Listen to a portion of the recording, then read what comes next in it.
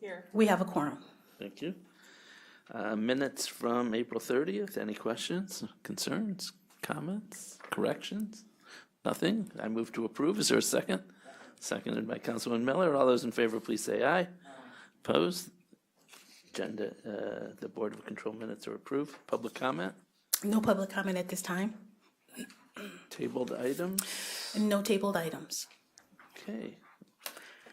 The first item for review, item BC 2018-283, Department of Public Works, submitting an amendment to a contract with John G. Johnson Construction Company for the Cuyahoga County Halley Archives and Board of Elections Operations Building Renovations Project. And it's for additional funds in the amount not to exceed $235,000. Good morning, Matt Reimer representing the Department of Public Works. This is an amendment request for our John G. Johnson construction contract for the Halley Archives Warehouse Building. I'm happy to report that we have received a temporary certificate of occupancy on this project and we're moving forward. What happened with this construction project is we had several major change site conditions that occurred during the course of construction. We had some additional asbestos abatement that was found that we had to accommodate.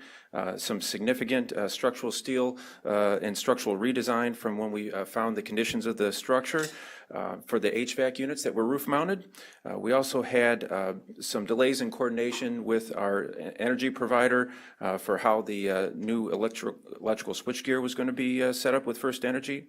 And then we found some insufficient natural gas service that we had to correct before lighting off our HVAC system.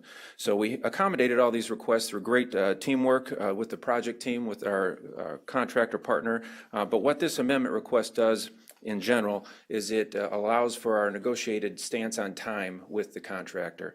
When you go through a construction contract, there inevitably are things that impact schedule, and so you have to account for where do those responsibilities reside. And so we've negotiated a time period for which the contractor is due extended general conditions. And then that was the bulk of what this amendment represents. We also have a small amount in here for additional items that are still closing out in the punch list phase, so that we think are yet to be unresolved. So that results in our amendment request. I'm happy to answer your questions. Thank you. Are there any questions? Councilman Miller?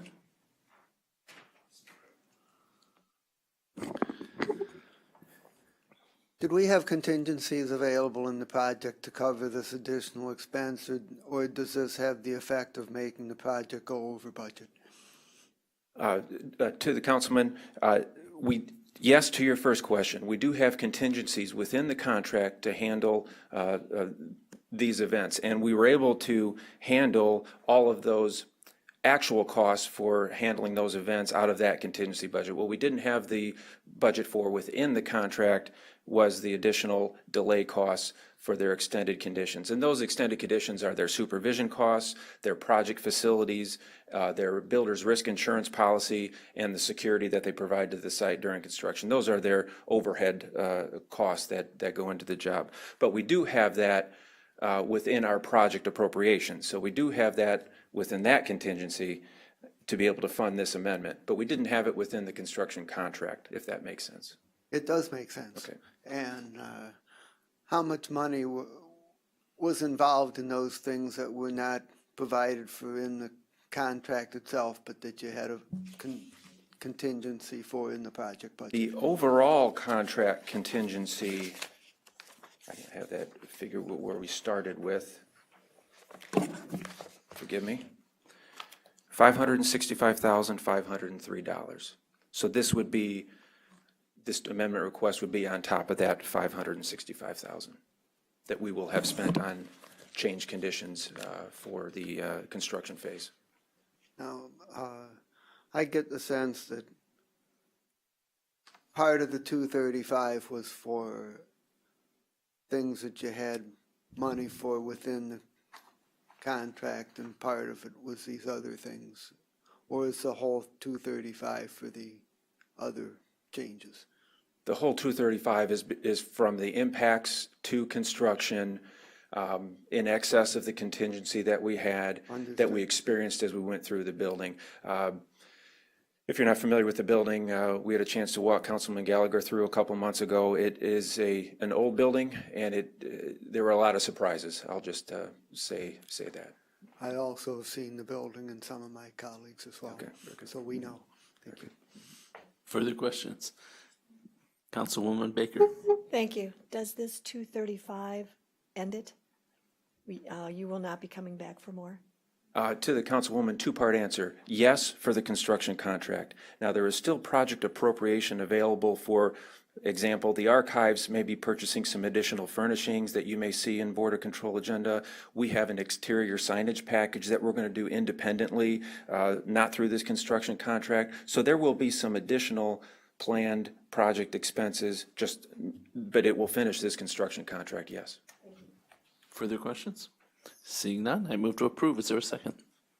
Seconded by Mr. McAleer. All those in favor, please say aye. Aye. Opposed? Item passes. Thank you. Thank you.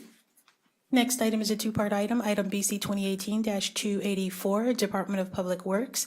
A, submitting an amendment, subsidiary number 3, to a contract with Shermer Construction LLC for the replacement of Bagley Road Bridge number 0345 over Plum Creek in the city of Olmsted Falls for additional funds in the amount not to exceed $198,627.95. And B, recommending to accept construction as complete and in accordance with plans and specifications, requesting authority for the county treasurer to release escrow account funds in accordance with Ohio Revised Code, section 153.63.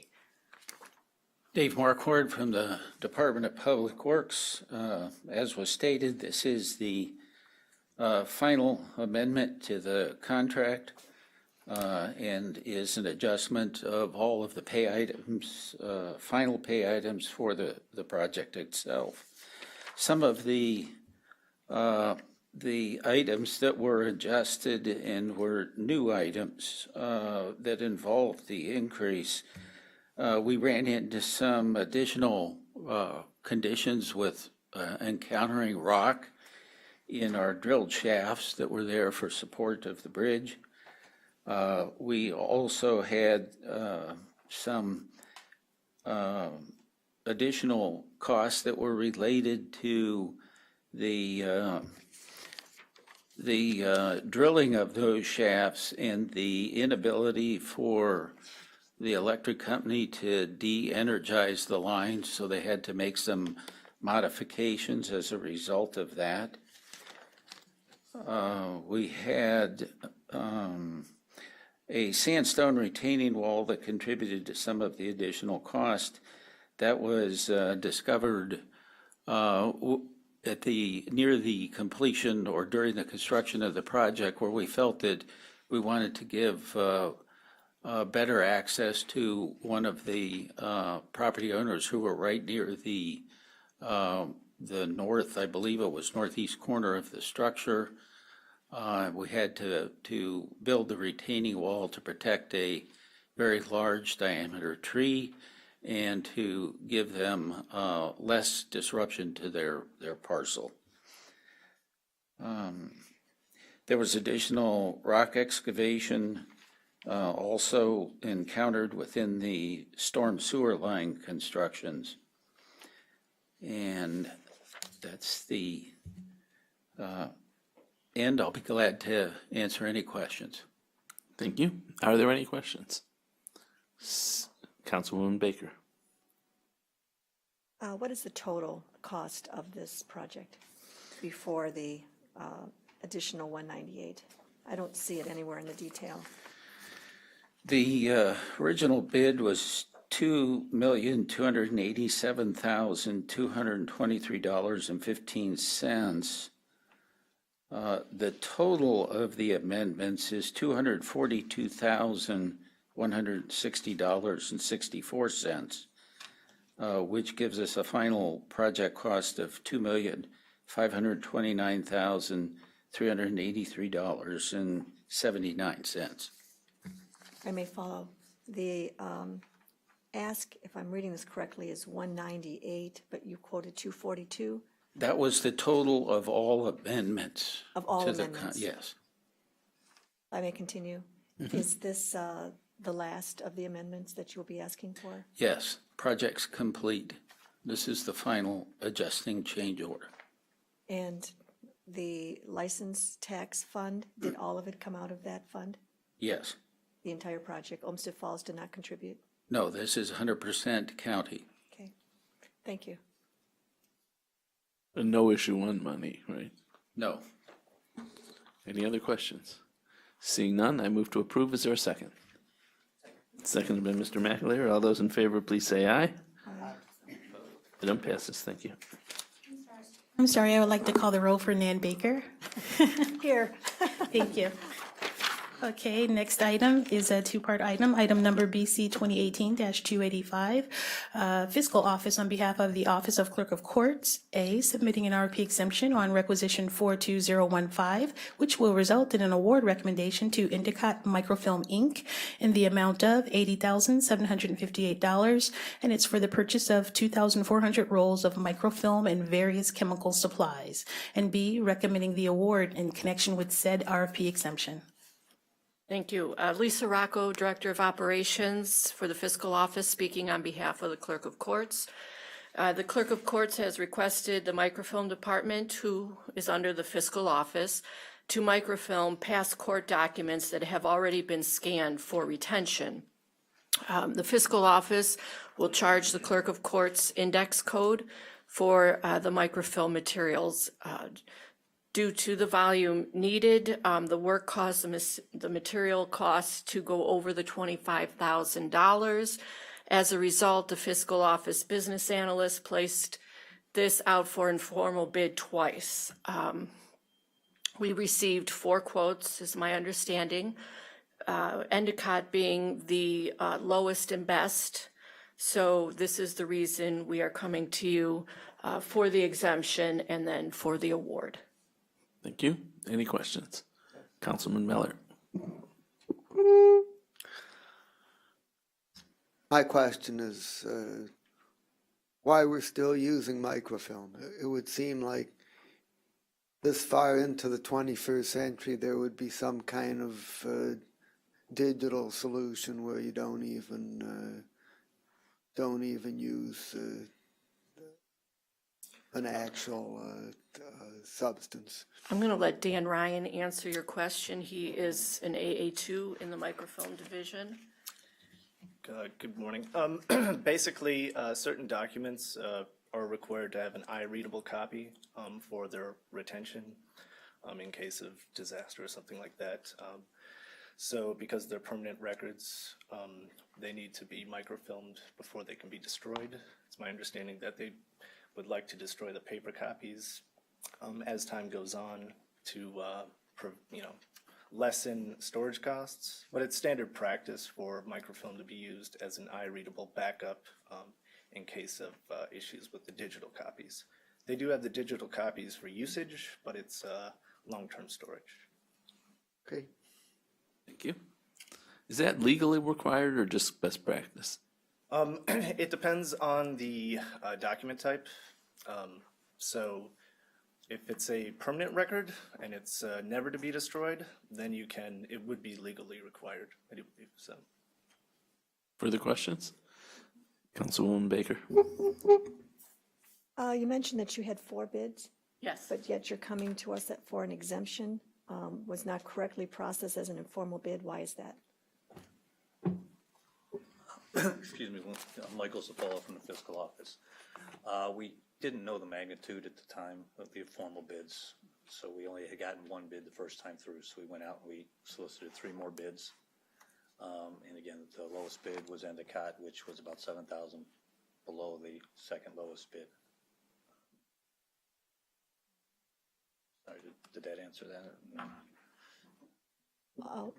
I guess I'm not quite sure why you didn't go out as a formal bid. I mean, you did go through the trouble of getting 4 bids, and why again didn't you have this as a bidded process and not an exemption? This was a unique project, Unique. and it was well outside the normal Okay. supplies orders that we would normally process for the microfilm group. So we, If you were to do this again, would you perhaps Yes, go through a more formal bid? yes, absolutely, absolutely. And if I just may follow, it's coming out of the general fund? Is that typically how we do that? It doesn't come out of the clerk of court fund, or you have no fund that would come out of your own money? The clerk of courts had this budgeted in their area, so I'm not sure specifically where they're funding it from, but they do have it in their budget. And the clerk of courts is largely funded by the general fund. That's what I want to know. Thank you. I'm sorry. That's okay. Further questions? Seeing none, I move to approve. Is there a second? Seconded by Mr. McAleer. All those in favor, please say aye. Opposed? Item passes. Thank you. Thank you.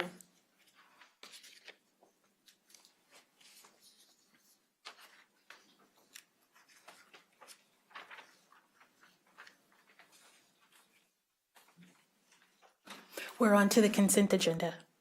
Oh, I'm sorry, you're right. I'm looking at something else. Okay, please take a look at the consent agenda items 286 through 288. And please let me know if you have any questions.